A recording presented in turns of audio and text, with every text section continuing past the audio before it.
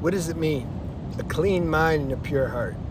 A clean mind is when our mind isn't constantly plagued and obsessed with thoughts of like low vibrational things.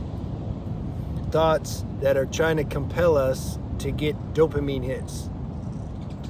Thoughts that are trying to compel us to consume energy. Why? Because we feel like we don't have any energy subconsciously. So we're trying to get energy. I need the girl to look at me because I want your energy. I want your validation. When we have a mind full of, when we're being pulled around everywhere by our mind, when we're a slave to our mind, and it's like just using us to like do its bidding, which is super low level bidding, then that's going to bleed through into all areas and aspects of your life. It's not like you can just, when you go out at night, act lustful and edge and do all this stuff, and then tomorrow you go to work or you go to school and you got it together and you're nice. You know? No, that energy carries over. That vibration, you got to take the whole package. That's my point. So I would say when you're free of that stuff, that can be the definition of a clean mind. So a pure heart, though, is when you're thinking, see, the heart purifies the mind purifies the heart. They go together.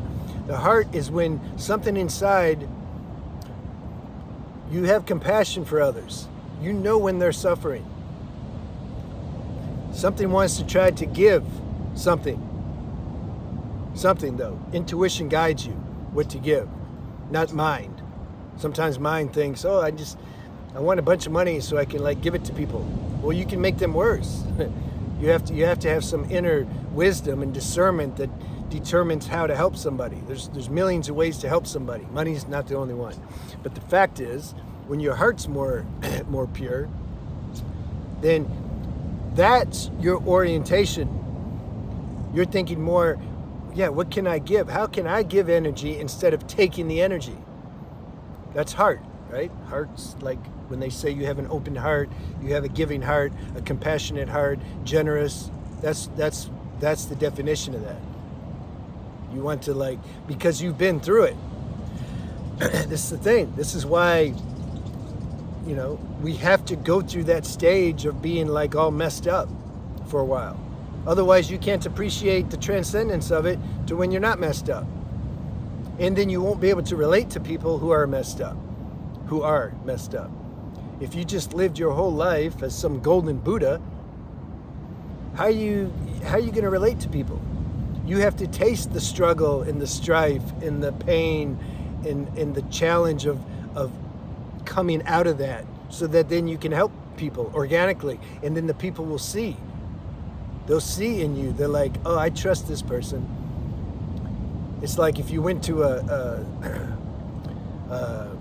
preacher, what do they call it? Like a celibate monk or somebody who they don't have any experience with relationships. All they do is read the Bible, and they have some position at the church, maybe some high position, and so then you think, oh, they know God, so they can help me.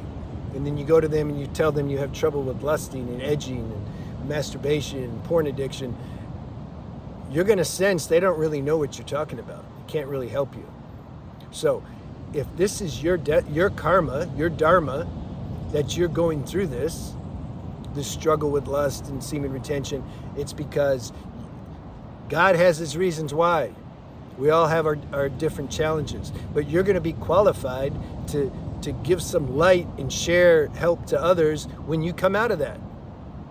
Because you know what it's like to go through the grind and to be a slave to certain habits and addictions for a while and then transcend it. You've went through the whole circle. So that's why I say there's nothing entirely bad. It's not. It's all good. The bad's good and the good's good. It just doesn't feel that way when you're in it, like I understand. But some deeper part of you has to remember this, that it's temporary, it's not going to last, you're going to come out of it. And it feels great when the contrast of when your mind and heart was like dark, you can say, just using words, and then when your mind and heart feels more clean and pure, that you enjoy that contrast. You're like, you don't regret anything, your past. You're like, no, that was all compost to help grow this new character. Like, you know, you had to go through the mud. I like the lotus flower, like grows in the mud, grows in like ungrowable conditions, and it's super beautiful. That's alchemy. This is what's happening. But you have to give time. You have to let this process happen according to its kind of natural evolutionary destiny. You have to remember that. At the same time, you try as hard as you can. Both. It's paradoxical. The mind can't understand that. But both are super important, both aspects. And it's not going to come just usually as some like awakening, like you go from within 24 hours, you just become, I got it now. No, it's a gradual thing. And you climb, you're getting better, you set you back again, and then you get back up and you keep going, and then you learn. There's all kinds of vitamins and minerals in that falling back and getting back up that you can't learn otherwise. All this is a divine prescription. There's no accidents. God's running the whole show. God's playing as you and through you. Getting into spiritual stuff now. You have to see my channel, Spiritual Renaissance. So this should be the goal. Higher than any external goal, higher than making money, higher than finding a girlfriend, is that your mind be clean and your heart pure. Whatever that means to you. You can say it in your own way. This is the number one goal and purpose of the highest purpose of human existence. From there, then you get everything else. Everyone's doing everything opposite. They want to get all the other things, and then they think, then my mind will be calm then because I got everything. No, you're going to be more restless. You have to have a certain level of spiritual capacity to handle the success. Otherwise, you become a miser. You know how many people... I've got a good Indian friend, and he admitted he started to come into some money in the last year. He says, damn, man, I noticed this miser quality has increased. He says, not a lot, but he's super sensitive and aware, so he catches these things. Yeah, we love subtle introspection. He says, it wasn't like that before. He's like, I got money, it's like, whatever. You need some money? To his friend, or, Now I'm getting some money, and I'm like, I don't know if I want to like spend it. But he's onto it. It doesn't control him because he's onto it. This is why introspection is so important.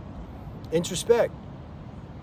Catch yourself out. Where am I falling short? What are my patterns?